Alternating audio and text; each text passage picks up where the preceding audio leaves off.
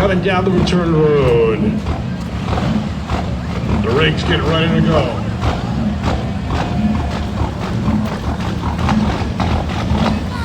Hot rod's ready.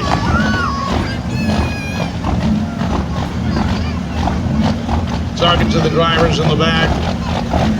To get the traction they need, Bandad, who does the retreads, is making retread slicks for these guys. Get ready to go. Look at the smoke rings coming out of the stacks as they get ready to launch. Full stage left lane, right lane, staging.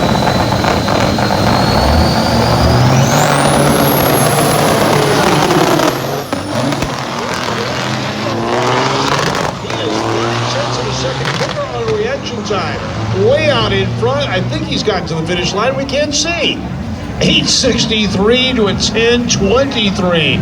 82 to 76 miles an hour. E&S Pros. Look at this truck here in the right lane. Two straight.